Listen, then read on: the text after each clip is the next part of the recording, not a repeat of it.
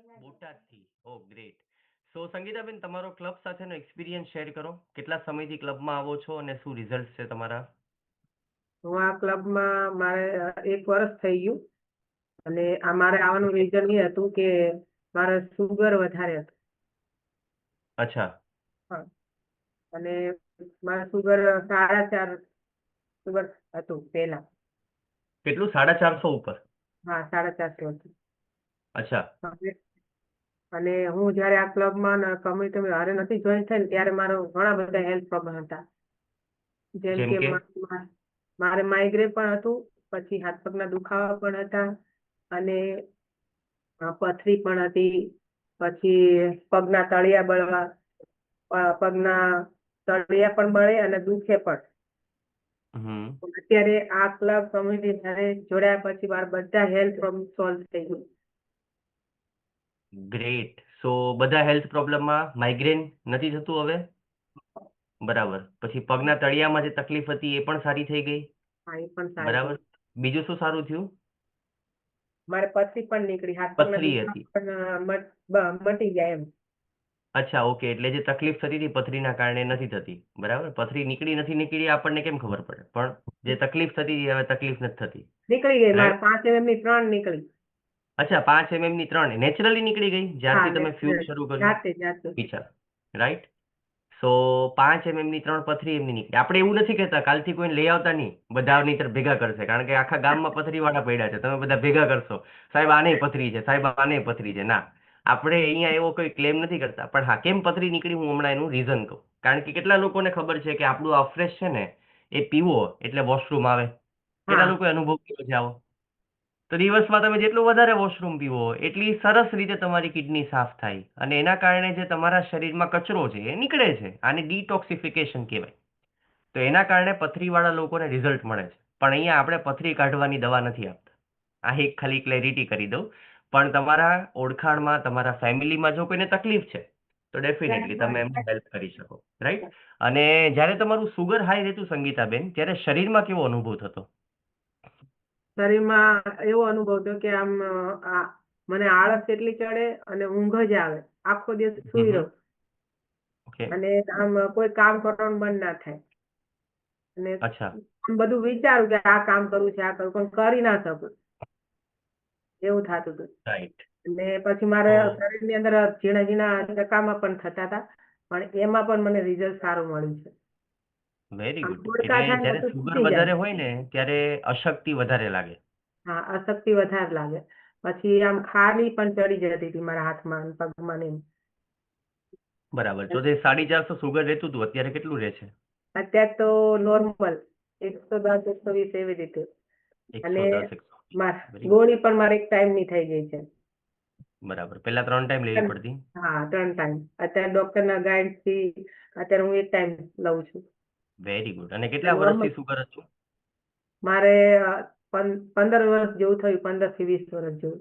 અચ્છા, તો લાઈક તમારી ઉંમર કેટલી હતી ત્યારે આવી ગયું હતું સુગર? વર્ષની ઉંમરે આવી ગયું હતું. કેટલી? 30 વર્ષની ઉંમરે. સોરી, તમારો અવાજ નથી આવ્યો. કેટલા વર્ષની ઉંમરે? 30 વર્ષની. 30 વર્ષની ઉંમરે આવી ગયું હતું. અચ્છા. હવે વિચારો, બરાબર, ઘણા બધા લોકો 30 વર્ષ એટલે કે મારા કરતા પણ નાની એજ. અત્યારે મારી 32 વર્ષની છે, સમજો. તો 30 વર્ષની ઉંમરે બધા બિંદાસ હોય કે ભાઈ ખાવા દો ને, હજી તો ક્યાં કઈ તકલીફ છે. પણ ત્યારે જ્યારે તકલીફ આવી જાય તો પછી કેટલા વર્ષ થયા? અત્યારે તમારી ઉંમર કેટલી છે? અત્યારે મારે 42 ચાલે, 43મું 42. ચાલે. એટલે 43 13 વર્ષ થયા. બરાબર. 43મું ચાલે છે. શું? 43મું ચાલે છે મારે. અચ્છા, 43 એટલે 13 વર્ષ થયા. રાઈટ? હવે તો આ 13 વર્ષ કેવી રીતે જિંદગી જીવ્યા તમે? સારી, મસ્ત, બેસ્ટ. ના, સારી કેવી રીતે જીવ્યા? સુગર આવી ગયું હતું તો સારી જિંદગી નહીં હતી? નહીં, સુગર ને બધું અત્યારે હવે સારી જિંદગી જીવું છું એમ. ના, અત્યારે સારી છે. હું એમ પૂછું છું કે આ 13 વર્ષની જિંદગી કેવી હતી એમ, જે 30 વર્ષથી 43 વર્ષ સુધીની હતી એ. કોઈ 42 વસ્તુ વર્ષ. ગમતી જ નથી ને. સુગર હતું એના કારણે કઈ કામ નથી કરી શકતી, અને આખો દિવસ બેડ પર સુઈ જ રહું. આમ કોઈ હમ. મજા નથી આવતી જીવન જીવવાની. અને એમ જ રાઈટ. વિચાર આવે એમ કે મારું આ ડાયાબિટીસ હું મરીશ ત્યારે મારી સાથે આવશે. હમ. જેમ લાકડે બધા જાય કહે છે પેલા. ને કે આ ડાયાબિટીસ છે એ મરે પછી સાથે આવે, ત્યાં સુધી મટે હમ. નહીં. પણ આમાં જાણવા મળ્યું ખાવા પીવાની હેલ્થ ને બધું સુધારી ત્યારે મારું ડાયાબિટીસ ને બધું સુગર ને બધું વહી ગયું એમ.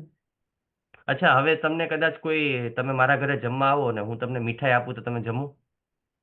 ના કેમ? ના લઉં, સુગર વધી જાય તો સુગર બીમાર વધી થોડી રાઈટ? પડાય. હા, એટલે ખાસ ઘણી વખત આવું હોય. બરાબર? હવે વિચારો 30 વર્ષની એજમાં એમને સુગર આવી ગયું અને એના કારણે એમની હેલ્થ અને એમની લાઈફ એને આખો ટર્ન લઈ લીધો. બરાબર? સો સમટાઈમ્સ ઘણી વખત લાઈફસ્ટાઈલની અંદર જ્યારે પ્રોપરલી ચેન્જીસ કરવામાં ન આવે તો એ જ વસ્તુ વધતી જાય. અચ્છા, કોઈએ જોયું છે કે સુગરવાળા પેશન્ટની દવા એવરી ટાઈમ વધારવી પડે ડોક્ટરને? કેટલા લોકો એગ્રી કરો છો આ વાત સાથે? વાય? બિકોઝ એ લોકો પોતાની લાઈફસ્ટાઈલમાં કરેક્શન નથી કરતા. ઘણા એવા હોય કે ભલે ને 400 સુગર રહ્યું, આપણે તો દવા લઈ લેશું એટલે ખાવ મીઠાઈ, ગુલાબજાંબુ ખાય, આ છે તે છે. પણ કારણ કે એમનો પોતાની જીભ ઉપર, પોતાના મન ઉપર સંયમ નથી, કંટ્રોલ નથી. તો જ્યારે તમે તમારી લાઈફસ્ટાઈલમાં ચેન્જીસ કરો, સાથે તમે બોડીને શું કર્યું એમણે? સારું ન્યુટ્રિશન આપ્યું, પ્રોટીન આપ્યું, ફાઈબર આપ્યું, જે ડાયાબિટીસ માટે, સુગર માટે અને આમ તો બોડીના દરેકે દરેક પ્રોબ્લેમ્સ માટે બેઝિક વસ્તુ છે પ્રોટીન. દરેકે તમે કોઈ પણ કન્ડિશન જોઈ લો એમાં પ્રોટીન આવશે જ. કાં તો પહેલા નંબરે આવશે, કાં બીજા નંબરે, કાં ત્રીજા નંબરે, પણ એવરીવેર પ્રોટીન ઇઝ ધેર. તો એમણે પોતાનો પ્રોટીન ઇન્ટેક ઇન્ક્રીઝ કર્યો. તો જ્યારે એમનો પ્રોટીન ઇન્ટેક ઇન્ક્રીઝ થયો, ઓટોમેટિકલી એમનું સુગર ડાઉન થયું અને એના કારણે એમની દવા ઓછી થઈ. રાઈટ? સો રિયલી અમેઝિંગ. એક વખત આપણે ક્લેપ કરીએ સંગીતાબેન માટે.